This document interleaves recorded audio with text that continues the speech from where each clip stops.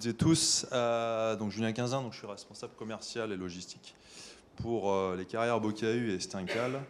Deux carrières qui font partie du groupe Eiffage, donc en quelques lignes, comme l'a fait mon camarade sur scène pour Colas. Voilà, on fait partie du groupe Eiffage. Donc Eiffage, c'est 9 métiers et 4 branches. Donc les carrières que je vous présente aujourd'hui font partie de la branche infrastructure et des métiers de la route. Donc on est disposé donc en 5 grandes régions au niveau national. On fait partie, nous, ici, de la région Eiffage Route Nord-Est. Donc vous le voyez sur la carte avec un dispositif ici de carrière plutôt basé sur le Hauts-de-France. La région est grande, hein, tout en bleu. Quelques chiffres, hein, c'est 100 millions d'euros de chiffre d'affaires. C'est 4 millions de tonnes extraites de granulats, graves granulats de manière un peu générale. Mais pas que aujourd'hui, puisqu'on a volonté aujourd'hui à faire des matériaux alternatifs. Matériaux alternatifs à base de matériaux entrants issus des blés déchets du bâtiment, entre autres, et de tout chantier TP.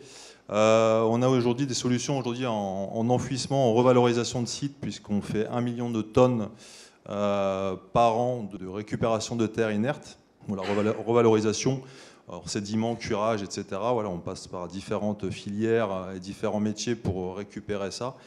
Tout ça en matériaux inertes. Et on a la particularité aujourd'hui aussi de faire de la chaux sur le site de Bocahu. On va en parler un petit peu après. En termes d'engagement, évidemment, Eiffage s'est engagé, le groupe Eiffage s'est engagé sur une diminution forte, engagement fort d'ici 2030, diminution de ses émissions jusqu'au scope 3 amont à plus de 30%. Aujourd'hui, la démarche, en tout cas des carrières, c'est évidemment sur le côté qualitatif, d'être autonome en tout cas et d'avoir une volonté à une qualité irréprochable. Tout ça lié évidemment à une notion de mesure des émissions de CO2, puisque aujourd'hui on a une activité sur la chaux où on travaille sur des solutions de captation de la chaux. Ça, encore une fois, Philippe vous en parlera. Et une volonté, encore une fois, d'intégrer pleinement cet effet environnement, puisque ça fait partie de notre métier en tant que carrier d'exploiter la terre. Et donc l'environnement, le sol, c'est ce qui nous fait travailler et on doit en prendre soin. Donc l'intégration complète de l'ensemble des sites sur une responsabilité sociétale d'entreprise. Si je fais un zoom donc, sur la carrière Bocahu, qui est la plus grosse carrière de la société Eiffage aujourd'hui, quelques chiffres encore une fois, c'est 2,5 millions de tonnes par an qui sont extraites, 120 000 tonnes de chaux donc, produites chez Bocahu, 120 collaborateurs. La solution aujourd'hui, depuis cette année en tout cas, de récupérer des terres inertes en revalorisation de sites. Donc les carrières de Bocahu sont basées dans le bassin de l'Avesnois. Aujourd'hui, les carrières Bocahu, donc, comme vous le voyez un peu sur la carte, on est un petit peu excentré. On a aujourd'hui une extraction de pierres calcaires qui, par ses particularités, donc, en tout cas de gisement, permet d'alimenter bon nombre d'activités, que ce soit dans les TP de manière générale, mais aussi sur tout ce qui est industrie, donc poste d'enrobage, entre autres, mais beaucoup de béton. On a une grosse activité béton. Je pense notamment ici depuis quelques années sur le Grand Paris, puisqu'on a des matériaux qui sont non réactifs et qui résistent à de fortes températures en cas d'incendie. Donc aujourd'hui, on a une grosse activité industrielle jusqu'au bassin parisien. Et donc évidemment, ces 2 millions de tonnes extraites et vendues, il faut à un moment les transporter. Aujourd'hui, on fait appel à 100% de sous-traitance, essentiellement route. Et on a la chance donc d'avoir une solution à proximité au niveau ferroviaire, puisque une des deux carrières est notamment embranchée fer sur Glageon. L'autre, sur Haulieu, est à quelques kilomètres de la voie principale. On a donc effectivement cette opportunité aujourd'hui, en termes de transport, de disposer donc de deux modes principaux, la route évidemment, et le ferroviaire. Donc pour revenir un petit peu au sujet quand même évidemment qui nous tient tous aujourd'hui, effectivement sur cette notion de bilan carbone, en tout cas de diminution des émissions de CO2. On l'a dit, effectivement, on est industriel, on extrait, on produit et on transporte. Tout ça aujourd'hui, effectivement, génère beaucoup de choses à calculer, à mesurer. En tout cas, si on veut tenir les engagements qu'on s'est donnés. Et pour ce faire, sur cette partie, effectivement, transport, on a pris le choix de s'appuyer donc sur la démarche qui aujourd'hui a été mise en place entre autres par l'ADEME et la UTF, qui s'appelle donc FRED 21.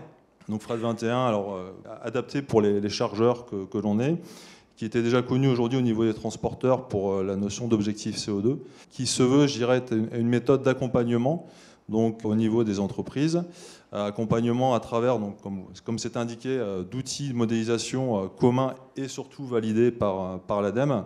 Et tout ça donc avec des engagements quand même à se donner, et ça sur un minimum de 3 ans, à partir de grands axes donc, que vous voyez également à l'écran. Donc sur la notion de taux de chargement, de distance parcourue, de moyens de transport et d'achat responsable.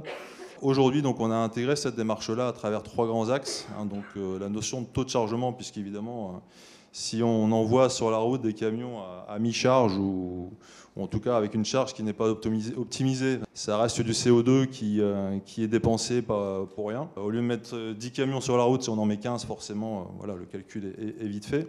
On se doit d'optimiser les charges, en tout cas au départ de nos sites.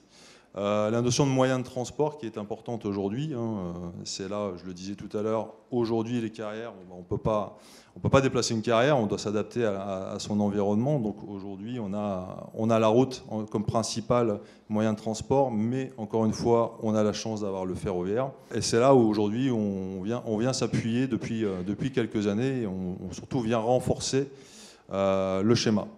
Donc cette démarche FRED 21 est très intéressante puisque aujourd'hui ça nous permet encore une fois de mesurer plus précisément nos émissions sur le scope 3 aval cette fois, se coacher en interne sur ces ambitions-là, encore une fois qui sont pour le coup volontairement assez fortes, puisque comme c'est précisé, l'objectif minimum pour intégrer cette démarche est de 5%. Bocahu aujourd'hui s'est engagé sur une diminution de 12%.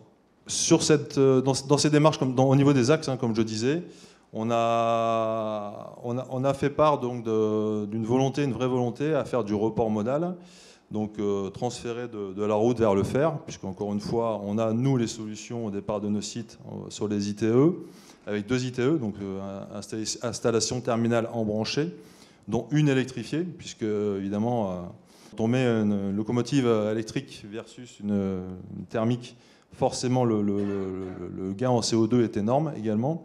Donc c'est plutôt une chance, donc on en profite. Donc aujourd'hui, Bocahu fait partir entre 4 à 6 trains par semaine. Et ce qu'il faut quand même noter, c'est cet effet massification, puisqu'aujourd'hui, chaque train qui part de Bocahu, c'est 1500 tonnes par envoi, c'est l'équivalent de 50 camions. On voit en quelques chiffres les objectifs de 2025 qui sont donnés. On voit que depuis 2023, on a vraiment une volonté à transférer des tonnes sur la partie voie ferrée pour justement diminuer ce bilan carbone. Merci Julien.